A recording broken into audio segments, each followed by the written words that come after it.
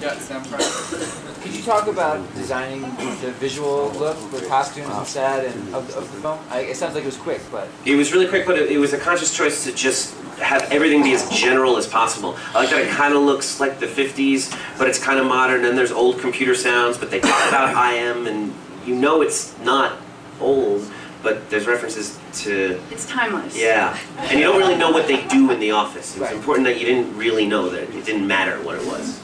The result That's a question for the writers if you're curious. I'm sure they might have like 4 or 5 answers for you. We know what they do. Okay. Don't share. Don't share. Yeah, I was just wondering if there was any significance to the color red that was kind of throughout the movie.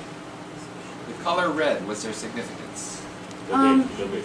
Just yes. I said go big. Go big? Yeah.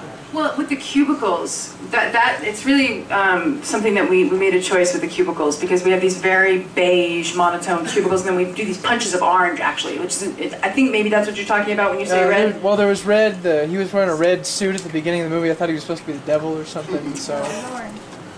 It's an orange. Orange shirt. It's orangey. I can see the red, but yeah, orange was something that with the cubicles specifically we chose. We wanted to have these pops of color. We wanted to like show that this office might be drab, that there was something going on just below the surface if you were willing to like just take a moment and peel it all back. Yeah. And wasn't that good? Off the top? Pretty good. And the idea of Pete being, we didn't want anyone to know exactly who is aliens, because sometimes the people that are human are the weirdest ones. The ones that are actually from another planet seem kind of normal, from what I've heard. So, yeah. First off, great job. Loved it. Thank you. I thought the timing, the comedic timing and delivery throughout was spot on. And I was wondering how many of the actors had worked with each other before, or if it was sort of a mishmash group. Let's see. Yeah, we want to. All right. Most of us had worked together on that radio show that we mentioned before, the Acker and Blacker Thrilling Adventure Hour.com. Really? James Urbaniak, Mark Evan Jackson, Dave Brewer Allen, and I are all in the show. I had never even met Woodward over here. I know James had worked with him many years before, but we're like 2 peas in a pod right here. I'm the tall pea. There you go. To answer your question, I think the reason it worked so well is because we all came together to make this movie, and we knew we had no money to make it. It was going to be shot very quickly, and we all loved the script, and we loved the rhythms that we heard in our head when we read it, and so I think that's why it came out so naturally. Does that make sense? Yeah, that was good. All right. Also, when you think about it right, it's really just a movie about 2 guys coming out of a closet. We have time for just these 2 quick questions here. Yes. Yeah, I'm curious. I really enjoyed how the 3 aliens had 3 distinct, different sort of personalities. So I'm curious if either you or the actors fleshed out backstories for these races that only the actors knew about to kind of add to the way they acted. Why don't Acker and Blacker handle this? Very good. Next question. Not going to answer that question. Oh, that's a very good question, which you'll tell me and then I'll tell him. Say it again? You didn't answer the other guys. I know.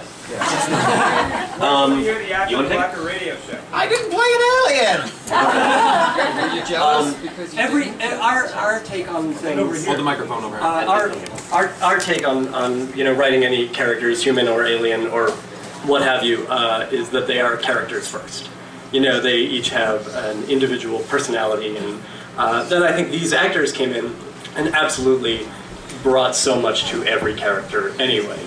Mark Evan Jackson's character, there was very little on the page, and he gave it very much.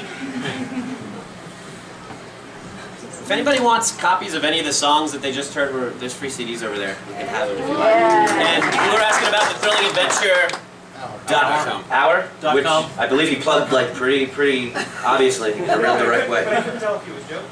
No, it's real. It's a real thing. It is. Okay. It's real, and he's hilarious. But that's the website. Yeah. Yeah. Yes. And there's clips of the show and the whole thing.